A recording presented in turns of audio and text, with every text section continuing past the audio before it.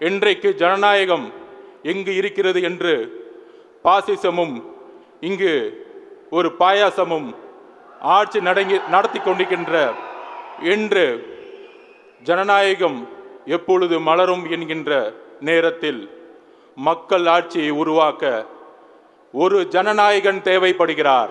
பாசிச பாஜகவையும் பாயாசம் திமுகவையும் வீழ்த்தி வென்று முடிக்க ஜனநாயகவாதியான தாவேக தலைவர் விஜய் வழியில் பயணிப்போம் என அக்கட்சியின் துணை பொதுச் செயலாளர் ராதவர்ஜுனா ஆவேசமாக கொந்தளித்துள்ளார். தமிழகத்தில் என்றைக்கெல்லாம் ஜனநாயகம் மறுக்கப்படும் பொழுது பல வரலாறுகள் மக்கள் ஜனநாயக விரோதிய சக்திகளை தூக்கி எறிந்தார்கள். முதல் வெற்றி 1967 அண்ணா அவர்கள் ஏற்படுத்திய வெற்றி.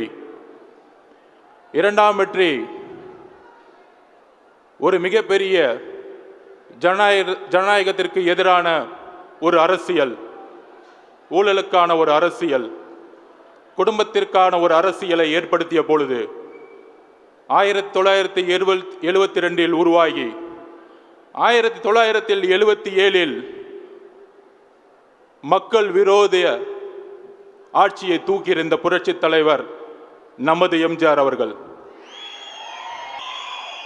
அதே போல இன்றைக்கு ஜனநாயகம் எங்கு இருக்கிறது என்று பாசிசமும் இங்கு ஒரு பாயாசமும் ஆட்சி நடத்தி கொண்டிருக்கின்ற என்று ஜனநாயகம் எப்பொழுது மலரும் என்கின்ற நேரத்தில் மக்கள் ஆட்சியை உருவாக்க ஒரு ஜனநாயகன் தேவைப்படுகிறார்.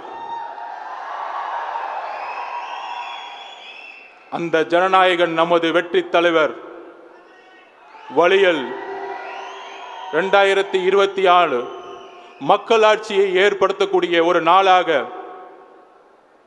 தமிழக வெற்றி கழகத்திற்கு கட்சி கட்டமைப்பு இருக்கிறதா?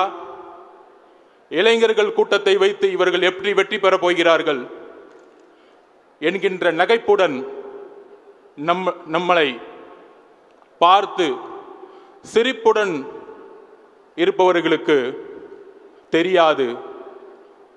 இன்று கொங்கு மண்டலம், கோயம்புத்தூர் சுற்றியுள்ள ஒட்டுமொத்த கொங்கு மண்டலம் 54 தொகுதிகளும் பெரிய பெரிய தேர்தல் அறிவாளிகள்.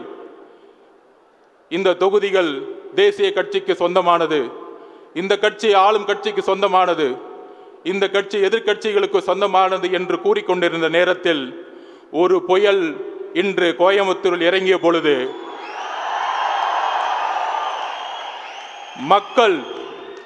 மக்களுடைய கட்டமைப்பு எங்களுடைய கட்சியினுடைய கட்டமைப்பை என்பதை உறுதிப்படுத்தினார்கள். எங்களுடைய தலைவருடைய வழியில் எல்லோரும் சொல்வது போல இந்த இந்தியாவில் மிக பழமை வாய்ந்த கட்சிகள் காங்கிரஸ் 100 வருடங்களுக்கும் மேற்பட்ட ஒரு காங்கிரஸ்.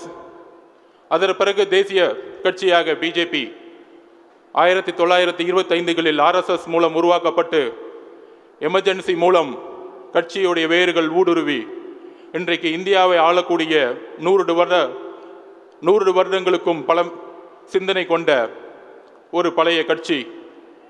தமிழகத்தில் நீதி கட்சி மூலம் உருவாகி அண்ணா அவர்களால் உருவாக்கப்பட்டு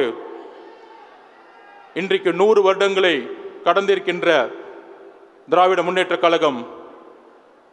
அதன் பிறகு தமிழக வெற்றி கழகம் 100 வருடங்களுக்கான கட்சியாக உருவெடுக்கக்கூடிய முதல் நாள் இன்று. அதை இன்று கோயம்புத்தூர் மண்ணிலிருந்து உருவாக்கி கொண்டிருக்கின்றோம்.